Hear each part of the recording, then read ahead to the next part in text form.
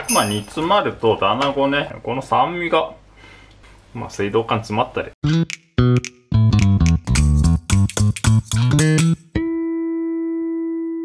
今回は、これですね、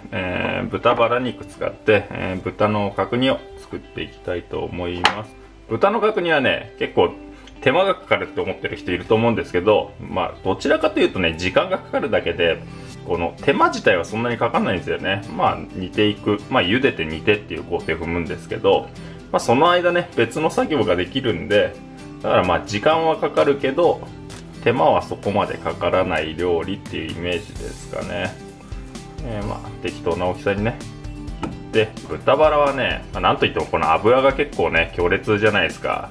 なので、買う時にね、この赤身と脂のね、バランスがいいものというか、あまりね、脂しすぎてないものを選んだ方がいいのかなとは思いますね。適当な大きさに切ったら、今度ね、下茹でをしていきますと。最初ね、こんな感じでね、お湯沸かしてあげて、で、最初はね、この霜降り、湯霜って言って、このね、臭みを取る作業なんで、こう表面にね、こう膜が張る程度に、火が入ったら、取り出していきますよと。これ最初にいきなり水から煮ちゃうとどうしてもね、臭みが出やすいんですよね。なんで、その辺はね、魚の扱いと一緒ですね。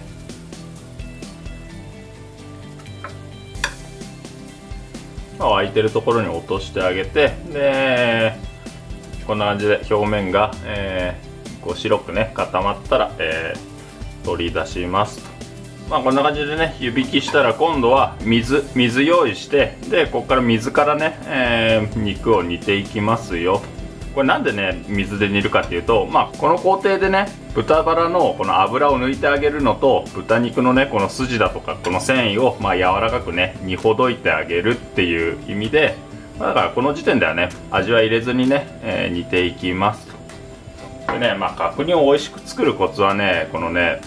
どれだけこの脂をきれいに抜けるかっていうことだと思うんで、だからこの工程が一番大切かななんて思ったりしますね。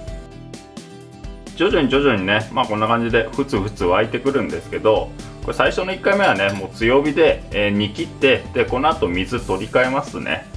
で、なんで水取り替えるのかっていうと、最初の1回目はねどうしてもねこのね豚の獣っぽさ、こういう獣臭さがこの煮汁に出るんですよね。こんな感じでね、もう完全に沸騰させると、アクも結構出るしね、この最初のね表面の脂がこう溶け出してくるんで、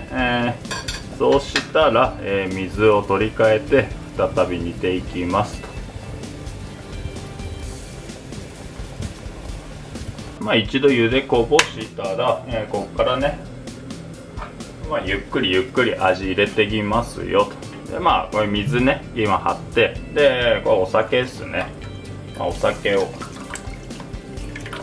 多めにね入れてあげて、でここから煮ていきますと。でこれねどんどん油を抜いていくんですけど、そんなに油抜くならねこのそもそも脂身の少ない肉でやればいいんじゃないかって思うんですけど、スペアリブだとか豚ももだとかで角煮作ったことあるんですけど、角煮はねやっぱりある程度ね豚バラぐらいこの脂があった方が美味しいんじゃないかなと。豚のこの脂の甘みと長時間煮てこの柔らかくなった繊維を楽しむ料理なのかなと思っているので、僕は豚バラ使いますね。で、沸騰してきたらね、火を落としてあげて、でももしねここでね、ほとんど出ないとは思うんですけど、アクが出るようならアクすくってあげて、で、落とし蓋して、このままね1時間ぐらい煮ていきますね。でこれ最初に表面に焼き色をつける方法もあるんですけど、僕はね、これね焼き色つけずにこうただ水だけでどんどん煮てった方が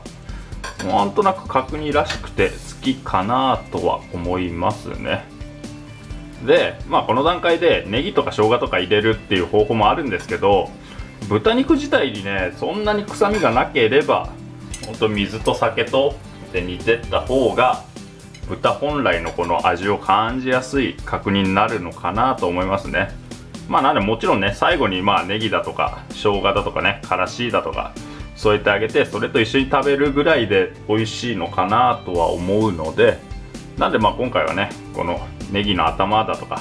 生姜だとか入れずに、この段階では煮ていきますね。で、1時間経ちましたと。箸だとか串だとか刺してみて、こうね、抵抗なくスッて入るようなら柔らかくなってるんで、でね、ちょっと硬いかなって思ったら、ここからね、またずっと煮続けてくださいって感じですね。で、あとね、このね、油、表面に浮いた油を、すくっといてあげるとね、この仕上がりが油っこくない食べよい角煮になりますよと。で、このすくった油はこのままシンクに流すとね、この水道管の中で固まっちゃって、水道管詰まったり、あとね、環境にもあんまり良くないんで、これはね、ペーパーかなんかに吸わして、燃えるゴミで捨ててあげるのが良いのではないかと思いますね。で、減った分ね、水足してあげて、またこのままね、20分ぐらいね、煮ていきますと。串打ってスッと抜けるぐらいね、豚肉柔らかくなりましたと。そしたら、ここからね、味を入れていきますと。最初にね、この油をまたどんどん出てくるんで、しっかりすくってあげて、で、もう一度ね、酒入れてあげて、砂糖ね、砂糖は好みで、角煮なんかはね、ある程度甘さがあってもいいのかなって気はしますけどね。このままね、30分から1時間ほど、味を入れていきますよ。で、これね、もうずっと煮てるんで、どんどん煮汁は減ってくんでね、その辺は常々気にしながらって形ですね。で、30分経ったら今度はね、お醤油とみりん入れて味決めていきますよと。お醤油、お醤油はね、好みではあるんですけど、割としっかり効かせた方が美味しい気は、しますかね。ちょっとずつ味見してね、これぐらいの濃さがいいんじゃないかっていうところで調整してください。みりんっすね。これね、みりんはね、入れすぎるとね、肉がどうしても硬くなるんですけど、この照りを出してあげると、角煮って美味しそうに見えるんで、この辺もね、加減して入れてくださいって形ですね。で、この後にすぐ食べる場合と、あとね、1日寝かせる場合とね、2通りの食べ方紹介しようと思います。すぐ食べる場合は、ここからね、火ある程度強くして、煮汁をね、どんどん煮詰めてって、濃いめの煮汁にしてくださいと。で、煮付けと一緒ですよね。濃いめの煮汁にこの豚を煮絡めながら食べるっていう食べ方ですね。なんで、すぐ食べる場合はこんな感じでグツグツで、蓋しないでね、どんどん沸かして煮汁詰めていきますよと。もう一つ、ここからね、一晩置いて中までしっかりね、味を染み込ませる場合は、30分ぐらい煮てあげて、そこで一旦火止めて、そのまま一晩寝かせてくださいって感じですね。どっちが美味しいのか好みによるんですけど、このね、下茹でをしっかりしてれば柔らかさは保てるので、なので、今回はね、ちょっとこのまま煮詰めていこうかと思います。なのでね、1日置く場合は、このなんていうの、7割程度ね、味が決まった段階で、この煮汁に漬け込むといいかと思います。今回はね、まだまだ煮詰めていってしまいますよ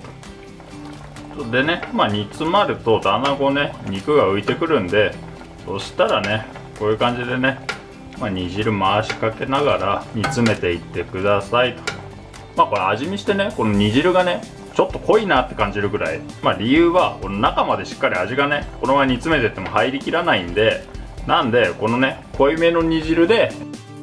豚肉を食べるっていうイメージなんで、こっちの煮汁はね、もうどんどん味をね、濃くしていくっていうイメージですかね。はい。でね、このぐらいまでね、煮汁が詰まってきましたと。豚肉にもね、こうね、色がついてきたら、完成ということでいいんじゃないでしょうか。添える薬味はね、もう何といっても角煮といえば白ネギじゃないかなということで、さっと洗って、水気切ってあげて、あとはね、思いのままに器に盛ってあげればいいのではないでしょうかと。ね、最後ね、煮汁をね、さっと回しかけてあげて、で、からし添えてあげれば完成なんですけど、僕はね、意外とこのマスタード、粒マスタードがね、この酸味が結構角煮に合うんじゃないかなと思ってるので、マスタードね、添えて、はい、豚の角煮完成ですね。